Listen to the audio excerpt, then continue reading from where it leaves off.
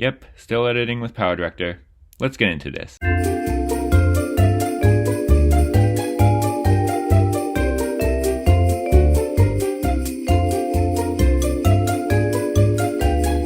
Wendell and Wild, now streaming on Netflix, is from director Henry Selick, director of The Nightmare Before Christmas.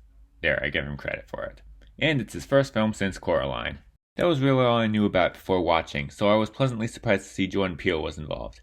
He wrote the script along with Selick, in addition to producing it and voicing one half of the titular duo along with Keegan-Michael Key. That's right, Key and Peele are back, and it was based on the book Selick wrote with Clay McLeod Chapman. It's a stop-motion animated film about an orphan girl who's sent to a Catholic school where she finds out that she's connected to a couple of demons called, you guessed it, Wendell and Wild. Those demons promise to resurrect her parents if she brings them to the world of the living, despite not knowing if they're actually able to do that. And that leads to a chain of events, etc. This is a kid's horror-ish story in the vein of Coraline, but much less dark. Except this one got a PG-13 rating. But it pretty much feels like a movie that just tried to push the limits of a PG rating, went just a little too far, and didn't care when the rating actually came in. But it's more family film than the rating description might imply. For some reason it says brief, strong language. I was waiting for when they say something strong that would have indicated that they were going for PG-13, and they never did. And no, it's not that I just didn't hear it. I checked the IMDB, Parents Guide, and Common Sense Media. That part just never happened. They even say things like Souls of the Danged. That's how kid-friendly they want it to be. But weirdly, they have no problem with referring to hell as hell. But whatever, the point is that the ratings board thinks dang is the worst word ever. Okay, enough of the weird tangent. This is a great successor to Coraline. It has an interesting, mostly kid-friendly story and great, dark Tim Burton-style visuals and animation.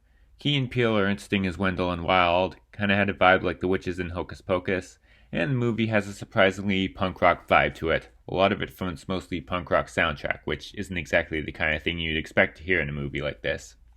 It has a lot of plots and subplots involving many people at the school who get roped into this, and the evil corporate guys who want to bulldoze the school and turn it into a prison.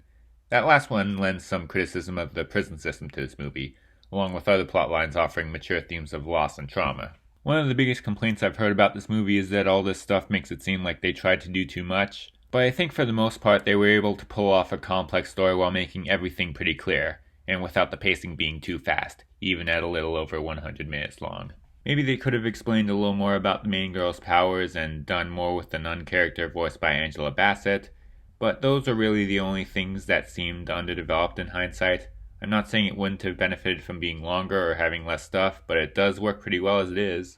Overall, this is a fun movie for slightly older fans of this kind of dark animation. It's Key and Peele and the director of Coraline and The Nightmare Before Christmas, and it lives up to that description.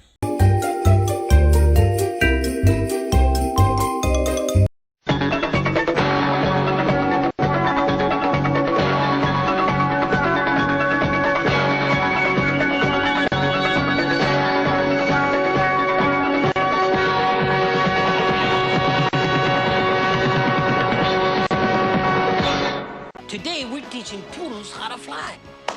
We beat out the networks. George Newman. He starts where the others stop. We're the #1 station in town.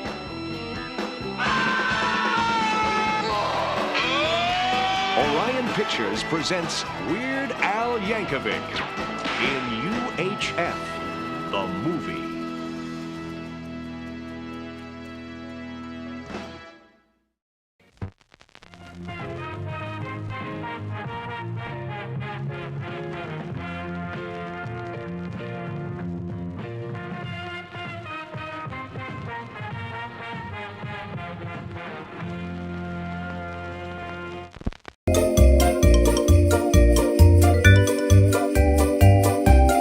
The Al Yankovic story was directed by Eric Apple, a director for Silicon Valley, Brooklyn Nine-Nine, and New Girl. He wrote it along with Weird Al himself.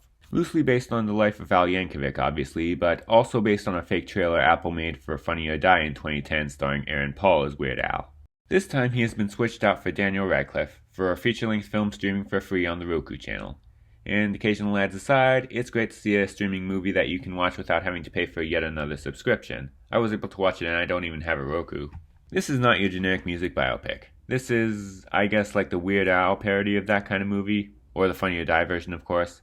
It's silly, comical, and takes many huge artistic liberties. I mean, why do I get the feeling that a more serious biopic would leave out Weird Al's one-man war on Pablo Escobar's drug cartel? A good comparison would be Walk Hard, the Dewey Cox Story, another great parody of this subgenre. It portrays this novelty act as the biggest star in history, where even Michael Jackson shamelessly rips him off with Beat It being a blatant copy of Eat It. And it chronicles his fictional struggles with drugs, alcohol, toxic relationships, his own ego, all those cliches, all handled in a ridiculous manner.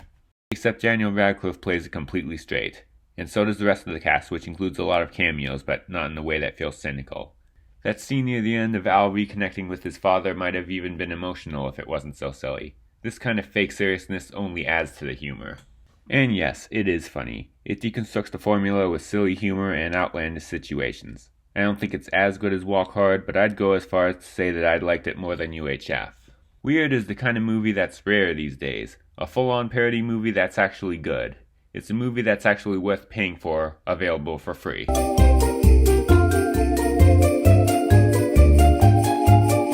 Please become a patron. Link in the description.